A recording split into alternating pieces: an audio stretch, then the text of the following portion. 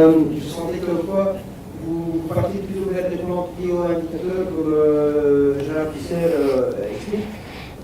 Jusqu'à quel point on peut, nous, en tant qu'agriculteurs, prendre ça comme une référence, de vraiment une indication de nos sols pour dire, tiens, on a quand même des ronds de ci, de là, est-ce qu'on fait la subvention ou...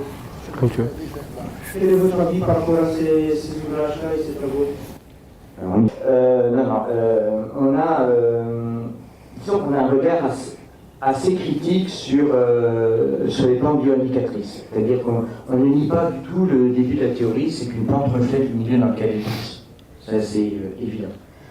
Maintenant, ce qu'on dit, c'est que dans le cas de la flore adventice et du fait que ces espèces peuvent être là pour un certain nombre de raisons, une espèce ne reflète pas forcément les conditions de milieu dans lesquelles elle pousse. On peut très bien avoir une mauvaise herbe. On va prendre par exemple un vulpin qui va se développer dans des sols limoneux-acides qui n'est pas du tout son milieu, mais pourtant elle va pouvoir s'y développer, elle va pouvoir faire ses choses. Elle sera moins à l'aise que dans son milieu de base, mais pour autant elle va pouvoir se développer. Donc par rapport à ce qui est développé par Gérard Dussert, on est d'accord sur le premier point, c'est-à-dire une plante reflète en gros le milieu dans lequel elle pousse, mais pour autant on est un petit peu sceptique sur le retour, c'est-à-dire qu'elle permet de définir véritablement des manques ou des caractéristiques qu'il faudrait compenser dans le sol. Pour être clair, la flèche, ça va dans le sens, le milieu permet le développement de la plante. Est-ce que la plante est vraiment un indicateur, un bio-indicateur extrêmement fiable des conditions de milieu? Là, on est plus sceptique. En plus de toutes les méthodes d'échantillonnage et tout ça, qui sont très bien décrites dans l'ouvrage d'ailleurs. Je pense que c'est important de dire qu'on n'a pas d'avis en soi. On a des choses démontrées dans la littérature qu'on peut ressortir ou on n'en a pas. Ce que nous, on dit sur ça, c'est que sur la base des connaissances que l'on a dans la littérature scientifique, il n'y a pas de preuve que les plantes adventices sont bioindicatrices. Ça ne veut pas dire que les plantes ne sont pas bioindicatrices. Mais là, on parle des plantes adventices. Les plantes adventices sont des plantes qui poussent dans les champs cultivés dans un habitat donné. Et ce que je vous ai dit tout à l'heure par rapport aux échelles d'Ellenberg de la nitrophilie, c'est d'ailleurs beaucoup décrit dans des prairies ou des milieux naturels. Et les plantes adventices sont plutôt des espèces qui sont relativement généralistes. Toutes les espèces qui sont très très spécialistes à des conditions particulières de milieu, étant donné qu'on a homogénéisé nos manières de produire et l'habitat à parcelles, on a fait gicler toutes ces espèces spécialistes. Des fois, je discute avec des agriculteurs et ils me disent « Mais tu te rends compte, du régras, on en a tous, il est partout !» Je veux dire, les plantes ne poussent pas par hasard, il faudrait bien se poser la question de savoir comment ça se fait qu'on a du régras.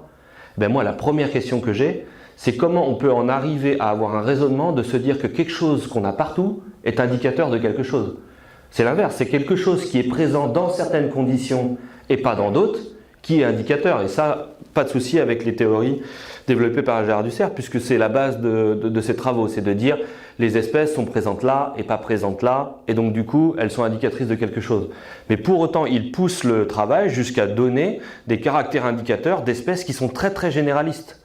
Il y a des espèces adventices qui sont à des endroits, mais qui ne s'y plaisent pas. Moi, j'ai sur mon trottoir devant chez moi du pissenlit, c'est pas indicateur de trottoir le pissenlit.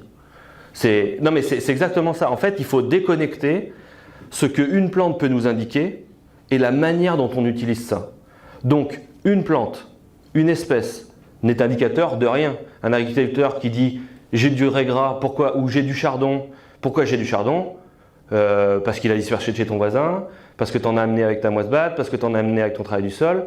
La question qu'il faut se poser, c'est est-ce que tu en as depuis longtemps? Est-ce qu'il est sous forme de rond? Est-ce qu'il est très fréquent? Est-ce qu'il est abondant? Donc la présence d'une espèce n'est pas indicatrice. L'abondance, la fréquence, la durée depuis quand on a, la progression, il est en évolution, est indicateur éventuellement de quelque chose. Mais le message le plus important, c'est que ce n'est pas une espèce qui est indicatrice de quelque chose, c'est une communauté d'espèces. D'ailleurs, nous, quand on fait des relevés de flore, les espèces qu'on a vues qu'une fois dans les 50 parcelles agricoles qu'on a fait, on les retire de nos analyses. Pourquoi? Parce qu'on n'est pas en capacité de trouver un caractère indicateur à quelque chose qu'on a vu qu'une fois. Il faut que l'espèce, on l'ait vue au moins 3, 4, 5 fois sur les 50 parcelles qu'on a vues, donc au moins 10% des cas, pour se dire on l'a vue que dans des sols basiques et pas dans des sols acides. Donc elle est plutôt indicatrice de conditions écologiques d'écosystèmes, de gradients écologiques comme ça. Donc en fait, on est parfaitement d'accord avec le fait qu'il y a des gradients écologiques. Il y a des espèces des milieux acides, il y a des espèces des milieux basiques. La vulpie, par exemple, est une espèce caractéristique, de par son écologie, des chênaies, acidophiles, etc. Pourquoi elle est présente beaucoup et elle est en progression en semi-direct? Ben là, du coup, on se dit, il y a peut-être des caractéristiques biologiques qui font qu'elle progresse, cette acidité de surface, cette petite graine, etc. Mais de là aller à dire que j'ai du chardon parce que le chardon, il aime les sols tassés et donc du coup, il détasse le sol en poussant. Non, le chardon, il pousse dans les sols tassés parce que c'est le seul à pouvoir pousser dans des sols tassés. Mais est-ce qu'il est indicateur de sol tassé? Oui. Est-ce qu'il s'y plaît? Non. Enfin, il préférait un sol pas tassé. Donc en fait, on est toujours dans l'interprétation de la théorie et la mise en œuvre de cette théorie.